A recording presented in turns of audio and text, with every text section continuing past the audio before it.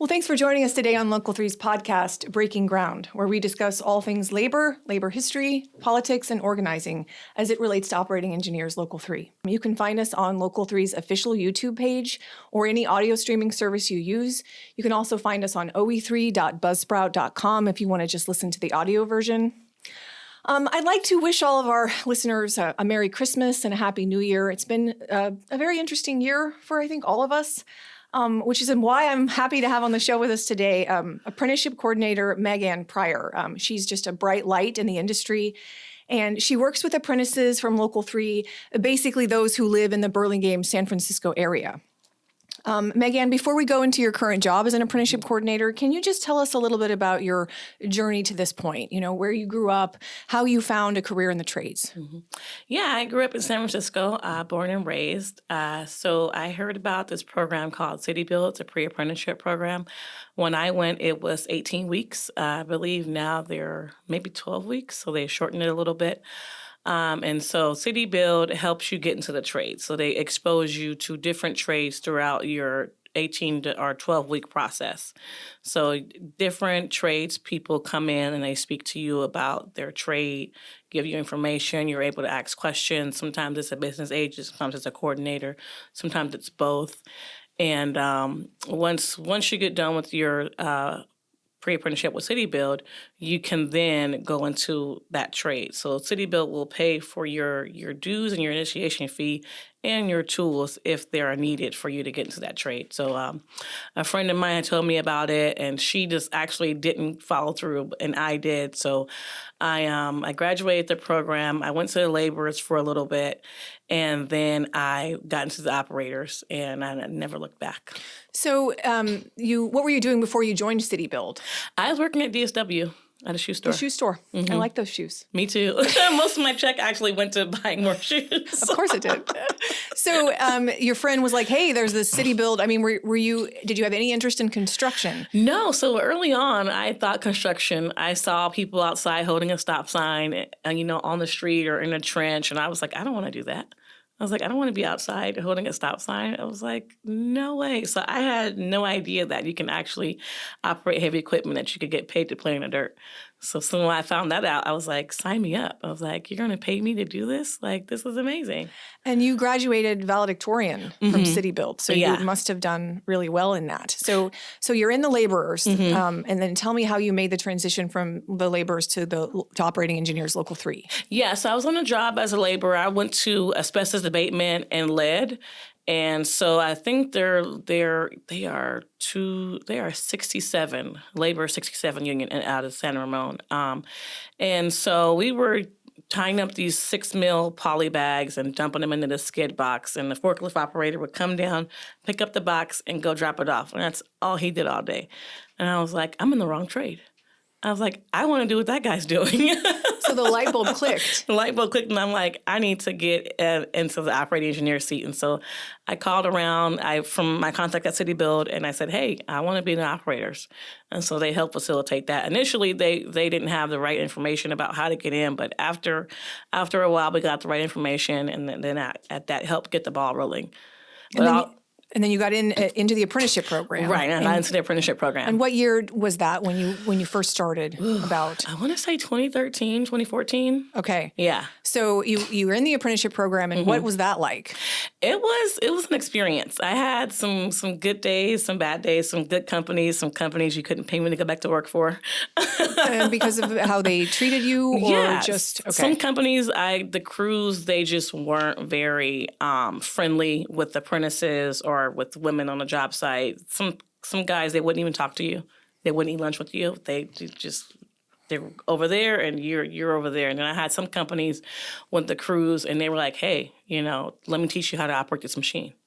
And it was just like some companies were just night and day. Like Gelati Brothers, they were one of the ones that I worked for that I really enjoyed.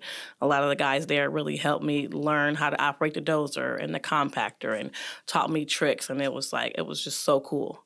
Now you have to be a pretty strong, resilient person to think, okay, I'm going to do City Build, and I'm going to be a laborer, and I'm going to be out in the elements, like lifting up rebar. Right. And now I'm going to be an operating engineer. I mean, don't know if I think I could do that. Yeah. So sort of explain your mindset. Yeah. So at City Build, I figured if I can make it in City Build, I can make it on a job site because you have to do gym 3 days a week. And Friday was 2 hours of gym. Monday and Wednesday were 1 hour gyms. What is gym? So you're running, you're doing sit-ups, push-ups, you're lifting up rocks, dead man lift, squats. Then that's 3 days a week. And so the first day I was like, I'm not going to make it. I mean, there was guys throwing up.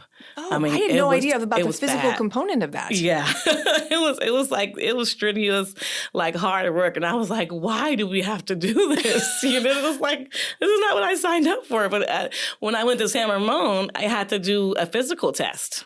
And a lot of the guys couldn't make it. And you did. And I did. And I was like, thank God for City Build making me do all those push-ups and running up the hill and, doing all those sit-ups because that got me ready for San Ramon to do that physical. We had to have on a Tyvek suit and a respirator, and we had to run a mile in the hot sun. Yeah.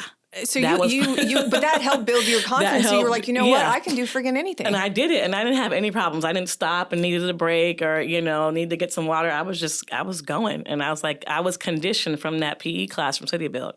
So that to me is like, okay, if I could do City Build, I could get into the trades and I can make it. And it was about the work because you wanted to have it's easier. You wanted to be in the equipment, but the wage, Right. Talk about that too. I mean, you realized early on, I'm sure that operating engineers make more money than laborers. Right. As I'm like, I want to eventually, buy a house and have a nice car and travel. And I was like, these dead-end jobs that I'm working, I'm not going to be able to do that. I was like, I want to retire and have good money.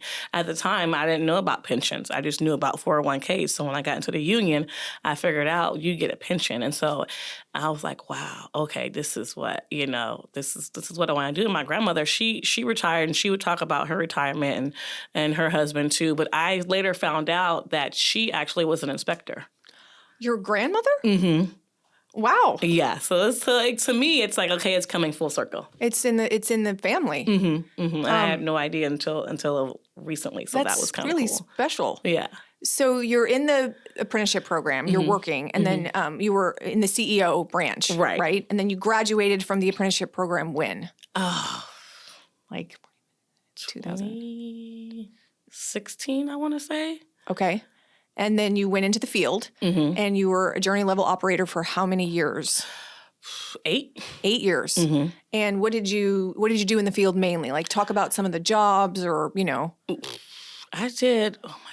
I did so many jobs. So I was so afraid that I was going to get pigeonholed and not know anything. So I bounced around a lot. And I was like, I need to learn how to do this. I need to learn how to do that. So I was on a job for a couple of years. I was a signal and rigger. And I loved that. That was a lot of fun learning how to... Say that again because I didn't understand. Signal and rigger. Okay. So signal and rigger for the crane. So I was the only one on a job site that actually was certified to signal and rig. So you had all of these like qualifications. You wanted to make sure you were employable. Right, exactly. Smart. Yeah, and I was an ASPAR roller for about 2 years. I loved that. That was a lot of fun. I knew it was going to be a lot of overtime. So we're doing it between 14 and 16 hours a day. Wow. Making good money. 6 days a week. Yeah. Making good money. Definitely. So that was a lot of fun. And so then what made you decide you wanted to become an apprenticeship coordinator? It's so funny because ironically, I was like, dude, I'm never coming on staff. I'm going to stay in the field forever. I love the freedom of, going to work and getting overtime and just being out in the field. It's just the environment's different, right? And so then my coordinator, Kat, she was like, hey, I'm getting ready to move up. You should interview to come on staff. And I was like, okay. And at the time, I was doing a lot of outreach for City Build. So I was going to press conferences and I was going to speeches and I was doing interviews with a couple of the local news networks out there. And I would always see Kat and Tammy, or I'd see Army, and they were like, hey, what are you doing here? I was like, oh, I'm just coming to help out, coming to speak on behalf of City Build. And so I think that's when it clicked that they were like, hey. You're already doing the things that... Right, you're already doing this. Why don't you come on staff and you have a bigger platform to do more? And I was like, okay. So then it clicked for me, like, I should do it. Let's do it. And so I did it, and I was like, oh my God, like I'm doing it. This is this is great. So you gave back to City Build because they had helped you. Right. And that's sort of a special trait in a person. Yeah. You just, and what was your goal in that? Like you wanted to raise awareness about the trades to people who maybe didn't have college as an option or just didn't know what to do with their lives. And you felt like that I mean, it affected you so deeply. Yeah, definitely. I feel like when I was in college, I didn't know about the unions. I was very ignorant to it. I heard people say, oh, the unions are terrible. You just pay your dues. They just take your money. They don't support you. Just all these negative things. And so I had no interest in ever being in a union. And so then to come to find out, it's the total opposite. You know, you have protection. You have people that are going to stand up for you and look out for you. And one assault to one is an assault to all. And so I was just like, whoa, I would have got in sooner had I known, right? Yeah. And so then my goal became educating people about the unions so that they can make a decision for themselves and not just hearing all the negative information that's sometimes, in most cases, not true. I didn't even know about the trades either. I mean, everybody's like, you go to the military or you go to college, and both don't necessarily mean you're going to find a job. Right, yeah. And then you might go into debt. You graduate with a degree that you can't use, and you're like $100,000 in debt. And I'm like, I don't want to do that. I was like, no, I'm already broke. I can't afford to go into debt. But what's special about you is you said, I don't want to do that, but I also don't want other people to do that. Right, exactly. So now you're an apprenticeship coordinator. And how long have you been doing that?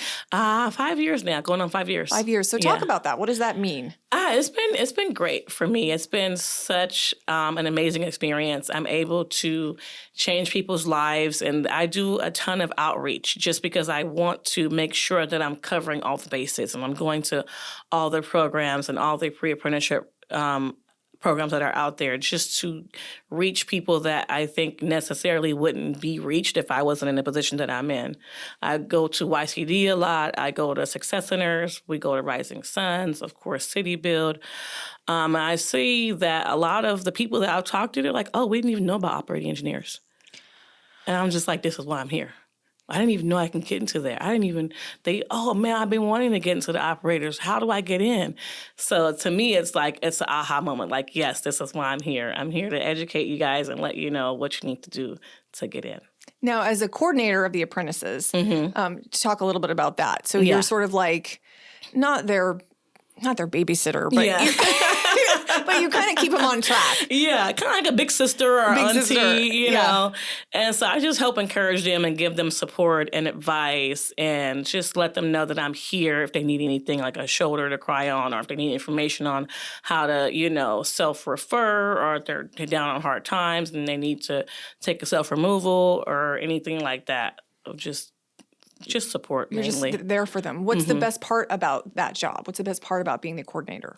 It's just you can see when the light bulb goes off for some of the apprentices. Like one recently journeyed out and he's like, thank you so much for all your help and all your support. And I'm just so grateful that I have you and that I wouldn't have gotten here without you. And it's just like, oh, it makes you want to cry a little bit. I was like, no, I want to cry. But it's just like to start to finish and to know that they had a rough experience. Because they go through some stuff, right? Yeah, big time. Not only personally, but on the job site too. Well, and that's one of my questions. Like, what are some of the hardest obstacles these apprentices face? Yeah, some of them fall on hard times and they start having substance abuse problems, And so I'll tell them, here's a number to self-refer. And I let them know from here on out, it's confidential. I won't know what's going on unless you tell me and you tell them it's okay to tell me. Other than that, I'll talk to you when you're ready to come back and talk to me. Okay. And so I've had that happen, I want to say 3 times. And so it's nice that they feel comfortable enough to call me and ask for help. Yeah. I mean, that's huge. It's huge. And so I think I'm super grateful that I'm able to let them know, hey, I'm here. You're here for them. I'm here. Whatever you need, I'll help you or I'll get you to somebody who can help you. Okay. What accomplishment are you most proud of in your career? And you were quite humble when you sort of explained, all that you do. Yeah. But I mean, you were a volunteer of the year. You were apprentice of the year. You were the keynote guest for Joe Biden. Nancy Pelosi had you come up. I mean, you serve on the Construction Trades Workforce Initiative. Yeah. You're on all these boards. You do amazing work. What are you proudest of in all of that? Oh, gosh. I would probably say being Nancy Pelosi's special guest for the State of Biden address. It's pretty big. Were you nervous about that? I was so nervous. I was like, do you guys have the right number? I was like, you want me? Of all people? I was like, what? And it's so funny because they called me. I didn't answer. So Charlie called me. He's like, answer your phone. Wow. I was like, okay. Well, I remember photographing you many years ago when she came to San Francisco for some. Yeah, and you were the for speaker. City Build. That was yeah. City Build. Mm-hmm. Oh, geez. Yeah, See? yeah. Yeah, that's a big deal. Well, Yeah. because you're special, Meg-Anne. Yeah. I mean, what Aw. you've done, but also what you do for other people. Yeah. You could just go about your business Yeah, and be happy in your own little life, but you're just be done. impacting other people, and I can Yeah. tell that that's kind of your passion. Mm-hmm. It is big time. You've also heavily been involved in Tradeswomen Build Nations. Mm-hmm. So Local 3 sponsored 7 women to attend that event this year in New Orleans. And I know you went, and I know you've gone many years. Can you just sort of talk about that experience? Yeah, I was so excited that they finally started doing it again and so many apprentices came. That to me was just like the best part, because when I started going, I was an apprentice. And I didn't know little about, construction, didn't really know about Tradeswomen Build Nations, didn't know how many other crafts there were.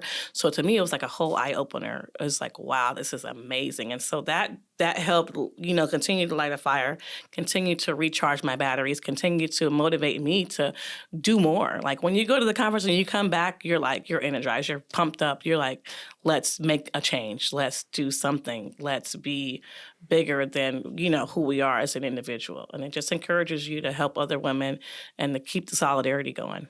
Can you talk a little bit about what it means to be a woman in the trades? I know there are obstacles, there are positives and negatives for them, but, just talk openly about sort of the challenges they face. Yeah, there's a lot of challenges. Some people, they are mad that you're there. They don't want you to be there. Oh, we have women on the job site. Now we have to be careful what we say and how we act. And so sometimes you have a stigma before you even get there, and you have to work twice as hard because the guys are thinking, oh, you're going to be lazy, or you're just going to want somebody to do all the work for you. But a lot of the women that I've encountered on the job sites are pretty kick-ass, and they do a really good job, and they run circles around a lot of the guys. You have to be pretty tough. Yeah, you do. And it's nice when you can find a guy on a job site and he's your ally. And he'll go to bat for you and say, hey, no, this is a good operator. This is a good hand. And so that to me it makes it worthwhile when you go out there and you find those allies. And then it encourages you to work harder and just be a better operator, a better apprentice when you know you have support on the job site. Do you think that it's gotten better culturally, the culture towards women? Somewhat. Okay, but there's more work to be done. Yes, for sure, more work. And I think there are companies out there that have zero tolerance for the BS. And there are some companies that just sweep it under the rug, oh, it never happened. And so I think the companies that are really making a change, I think they should just be blown up, in the media, on the spotlight. So people could say, hey, let's do what they're doing. Let's make it better. Let's follow suit. Follow that model. Yeah, exactly. So yeah, it's a two-part. It begins probably with the culture of the company, but then also as more women enter the trades, it's going to become more normalized. Exactly. And men are just going to understand. Exactly. Male, female, they're here. They went through the apprenticeship program. Right. I'm going to trust they know what they're doing. Right. And being able to go to the conference so early on helps you want to stay in the trades. It encourages you and supports you to be like, you know what, I can stick it out. I think that helps with retention for our apprentices. Retention is a problem. It is, big time. And I feel like the more that Local 3, the more that we send women to the conference, the more that we will help solidify retention. Because guess what? They're going to go to this conference, they're going to meet all these amazing women, and they're going to say, hey, I met so-and-so. Why don't you come into the trades? Why don't you come into the union? Even if it's not Local 3, they'll get other women to come into other unions, and that'll just build up, and it'll just become a massive explosion of women taking over the union. Well, I want to let our listeners know that we do plan on having another scholarship available next year to send more women. I think the conference is in Chicago in 2025. That's going to be September. So excited. Yeah. So, so even that, we're progressing. And I'm so excited for that. I was just telling the apprentices, I'm so happy that you guys are here because this is an experience that you'll never forget. And you meet people at the conference and you stay friends with them. That's so cool. For years. And then you journey out and you see them on the job site and you have that connection and that camaraderie. And they'll call you and say, hey, are you working?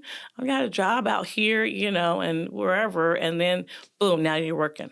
That's So that's great. I know there's a lot of legislation too that they are working on through the tradeswomen to help, women in the trades. Can you talk about some of that, like childcare, lactation, those types of things? Yes, I know the Erica grant was really huge in getting childcare for women that are working in the trades and men too, which is pretty cool because I have a lot of single fathers that are working, And I heard, I don't know if it's happening or it has happened or it's still in the works, but they're supposed to be having lactation sites on the job sites. So I'm like, that is very huge. Cool. That is so cool. I'm like, because we want to work. Just because you have a kid doesn't mean you want to stop working. It makes you want to work harder because now you've got somebody to take care of. Yeah, you got a family to take care of. So, I couldn't imagine working out in the field right now. Since having two boys, it's so hard. So I'm like, I'm so happy that they finally have the Erica grant. So that you have a childcare center that's open at 4 a.m. or 5 a.m. or you can pay somebody because you're going to get that grant to take care of your kids while you're at work. Yeah. So that to me is like, we should have had that years ago, but I'm so happy we finally have it now because that's been so helpful for so many of the apprentices. Well, as I mentioned, you're a pretty special human, but I'm sure you've had mentors along the way. Can you talk about some of those mentors and how they impacted you? Yeah, for sure. Kat definitely has been like the best mentor, her and Army. When I was an apprentice, I would call them all the time, like, hey, there's laborers on the equipment. I'd call Kat and I'd be like, I hate this job. I was like, please get me out of here. And it just felt good to have that it felt option, good. somebody to talk to. And you could be candid with them and they weren't going to throw you under the bus or, be like, oh, God, she's a pain. She's calling me again. They were supportive. They knew how hard it was to be a woman in a trade and how hard it was to deal with some of these companies. They knew the companies that you were going to. So they would tell you, hey. Ahead of time. Yeah, if this is how it's going to be, just kind of stick it out. Just rough it out. You can do it. And they'd give you information and pointers and support. And it was just really cool. It was really helpful to have your back like that. And what was some of the best advice that they ever gave you? Army, he would always say, all right, do you want me to come out there? So, I love Army. He's the best. And he will come out to the job site. We're going to do a podcast with Army soon. Oh, yes. He would come out to the job site. He would come out to the job site, guns blazing, and I was like, oh, man. And it just felt so good to be an apprentice because you're so small as an apprentice, right? You don't have any say-so or any backbone. You just do what you're told, and that's it. You get your check at the end of the week. And so to know that Army has, this powerhouse and just come out there and just shut it down. He had your back. He had my back, and I just felt so confident, like I can do it. And that's what the union is supposed to do. The union is supposed to have your back. Yeah, exactly. Exactly. And then Kat, I had a situation on the job site, and she came out, and she had all my reports, and she gave them to the foreman, and she was like, look at all these reports that she has. Now, all of a sudden, you got some new hotshot in charge, and now her reports are going down. And I was like, ooh, I was like on the sideline, but I could see, the interaction. And so it was just like, yes. And it just feels good when somebody goes to bat for you. You don't have to get loud or be, the bad guy on a job site. You call in the reinforcements, and then that's what Kat was for me. Now, what advice do you give your apprentices who are also facing challenges? Yeah. Oh, yeah. I tell them, I say, you call me. I said, Army's still on staff. Because now you're the reinforcements. Right. We're coming in guns blazing.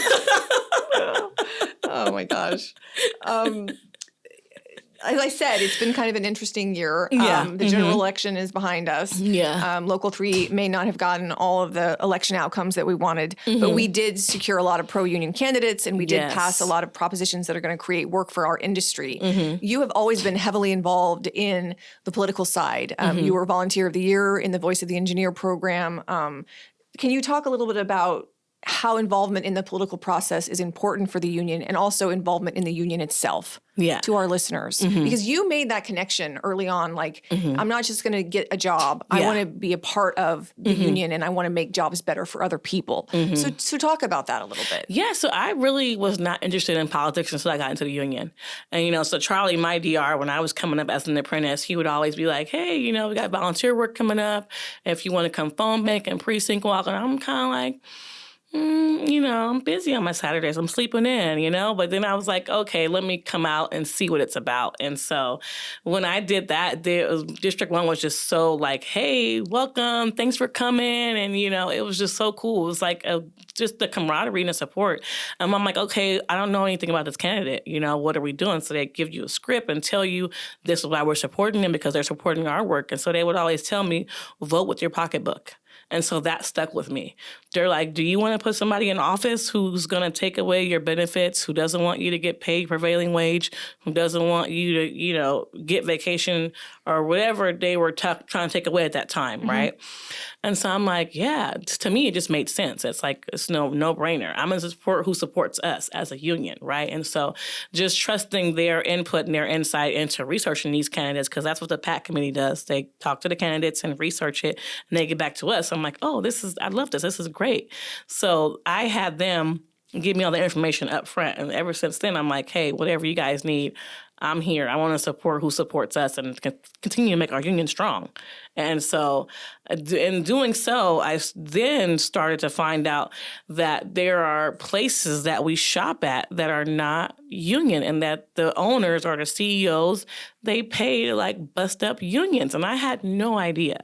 And so it's so nice to know that I have all this information and I spread it around. Like, hey, don't go spend your hard union money check at a place that's not union, that's not going to support unions, and that wants to bust us up. And so that's just been my mission ever since, and it's been a secret calling. Now, some of our members don't participate. What could you share with them? They don't understand that connection. Yeah. Has working in the political realm and volunteering with your union, has that enriched your experience? Yes, definitely. I feel like it's the old saying where, they come for the blue group, but the orange people are safe. Oh, they're not coming for me. And they come for the yellow group. Oh, they're not coming for me. And then when they come for you, there's no one to help fight for you, right? Because everyone's gone. So it's like if we stick together as a union and we become more stronger, we support more of the politicians that are supporting us, then we won't have to worry about our benefits being taken away. Well, there's power in numbers. Exactly. And we need to show that we have that support. Exactly. We're only as strong as our weakest union member, So we don't want to shoot ourselves in the foot. I tell my apprentices all the time, I said, when you go on a job site, I said, let the journeyman, let the foreman know you're paying their retirement. I said, if you're on out of work, not working, that's not good for them. I was like, by the time you get as good as they get as them, they'll be retired. Yeah, I mean, it really is this right, circle. It's a full circle. And so I try to explain that to them. I just try to let them know, like, hey, don't be so afraid to train the apprentice that they're going to take your job. It's like, if that's the case, then you're not doing a very good job. Now, many of our listeners are familiar with the construction trades, but some of them are not. Can you just kind of explain what it means to be in a dozer and what that feels like, and like the things that you do, what a job site is? I mean, what happens? Yeah. So when you get to a job site, it's usually dirt, right? So you get in the machine and you start it up and you start moving the levers, and that's how you start to run the machine. Not all machines are created equal. The dozer is probably, to me, one of the scariest machines. I was just terrified when I first got in the dozer. Me too. They put me in a D10 one time, and I didn't even know what I was doing. And I'm like, this is not even a steering wheel. Like, where's the brake? Like, what is it? It's like, exactly. The noise was so I was loud. sweating, and I was like, I am not equipped for this.